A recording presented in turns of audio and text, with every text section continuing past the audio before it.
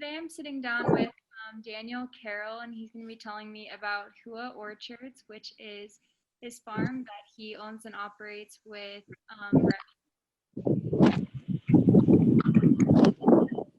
Hi. Dan, why don't you tell us a little bit about Remy and the people who are helping you out at the farm, and then you can tell us a little bit about the farm itself. Okay, great. Thanks, Becca. Thanks for taking during these difficult distancing times to do this.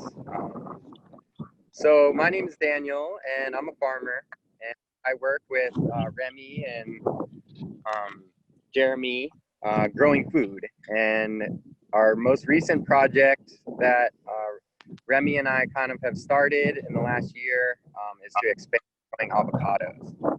So we began the project about a year ago and leasing about 20 acres. We're planning, we will have 10 acres of avocados planted in the next 2 years.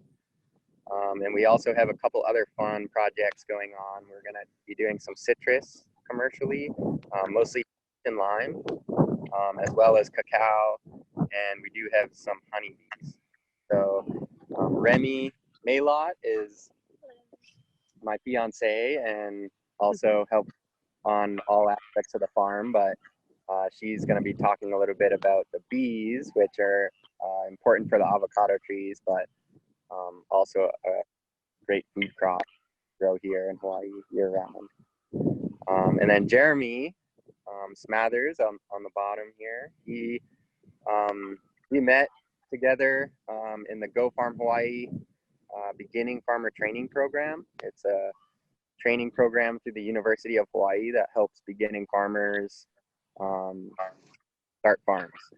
So I've been working for them the last couple of years, and Jeremy came in with the aspiration and a lot of hard work. And over the last year, he is just about to graduate from the year-long program and has shown a lot of interest in cacao.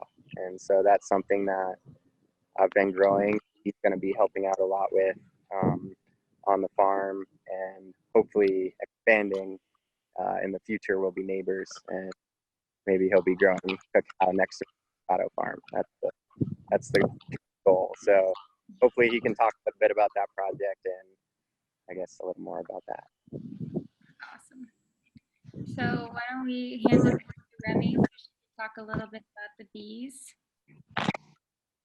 Hello. Hi, Remy.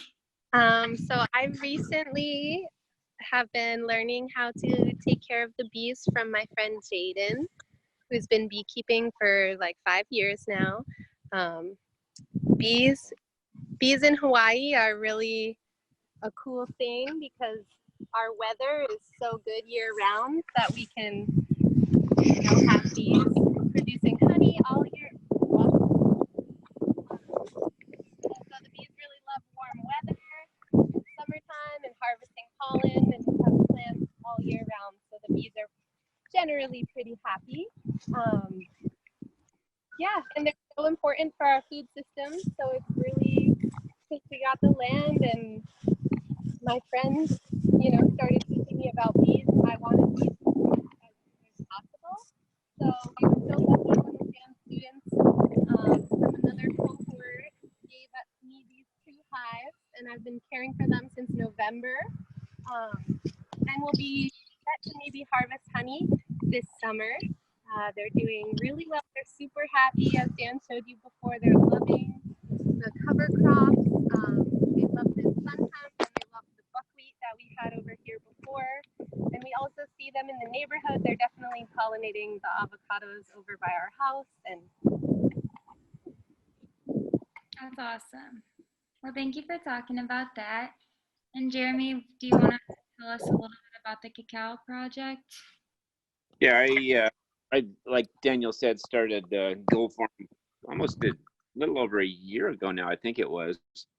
And back in October, Daniel and I started a bunch of cacao seedlings. My wife and I have been wanting to grow cacao, and the whole reason we got into the Go Farm program is because somebody had said, well, that's how you can get some land to lease up there.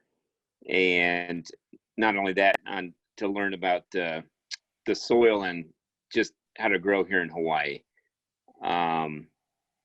So right now we have about 100 trees. They're probably about 2.5, 3 feet tall in the greenhouse, and then we have another 200 seedlings that need to be potted up.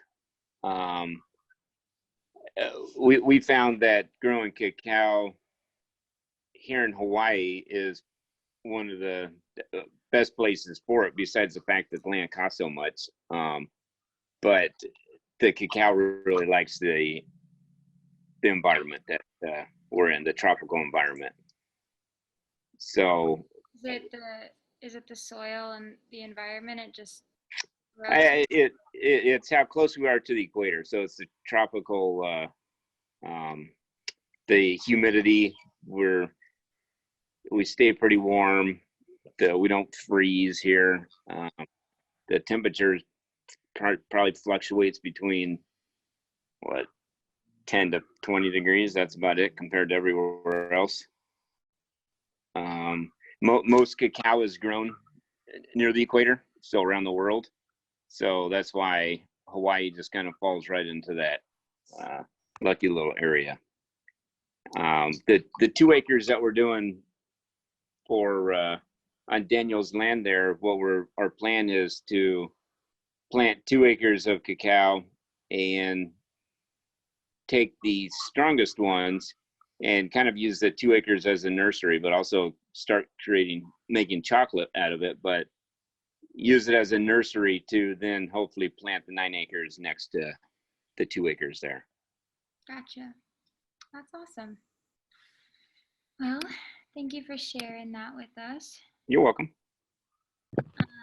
Yeah. So Becca, I did want to mention that both Remy and Jeremy, we're all beginning farmers, and so something that we found to be helpful, especially in hard times, is working together and collaborating. And so all of our projects help each other's in different ways. Like the bees need flowers in order to produce honey, but also the avocados need pollination in order to produce fruit. So that's kind of like a win-win for everyone. So it's like a cycle. Yeah, Jeremy's project with the cacao is just as important in that, yes, we're going to be producing chocolate. We're going to be learning about some of these varieties. And then as far as the orchard, it's kind of like the barrier. It's going to be a big forest. The way cacao grows is it likes to be underneath taller trees, and it likes shade and wind protection. And so in order to be successful, there needs to be a lot of different wind protection trees planted here. And so this 2 acres is it's like 600 feet long by 100 feet or 150 feet wide. And so it almost covers, if I can show you on the camera, this road. Basically the cacao is all on the left side of this road. And if you can see the way the wind is blowing towards me, there's wind turbines straight out there. I don't know if you can see them. Yeah, but that's kind of see them. The ocean's like less than a mile that way. And so the wind comes off the ocean really strong. And this, by having big trees here, that's going to be good for the cacao, but it's also going to eventually protect the whole rest of the orchard from that most common, called the trade winds, which is like most common winds coming in the direction of the ocean. And then when you guys plant the avocados, they'll be protected from the wind. That's super important for them. But unlike the cacao, they don't want to have the trees all around them because they want full sun. But the chocolate, the cacao trees like to be planted within the other trees. So it works out really well. So as far as community outreach. Tell me a little bit about, the bigger picture at the farm. Sure. So, especially recently with things changing as far as people's access to food and ability to go out and, just go to the regular grocery stores or out to dinner. There's been a huge demand, especially in Hawaii, for food that's produced locally. And so here in the community that we live in, one of the biggest kind of fears or challenges and dilemmas is that we import most of the food that we eat here. So there has been a big, push for trying to support local farming by both the local government as well as many organizations around the state to try to support locally produced food. And there's a lot of reasons for that. And one of the most important ones is for food security, for simply the fact that we import most of the food that we eat. And if for some reason, whether it's a pandemic or a natural disaster, that food stops coming in, Josh is sick, my brother, and can't drive the tugboat to bring the food, then we run out of food in less than a week here. And so, especially crops, that we import, such as avocado and honey, are two things that more than half of the avocados and honey that we eat is imported. Those are two things that we feel like we can really support our community by growing and keeping here locally, so that can help, reduce the amount of imported food, especially from other countries. Avocados, most of them come from Mexico and Chile. And so we can produce higher quality food for our community that's more accessible, more secure. And we think, eventually it's just a better long-term solution to food here. I agree.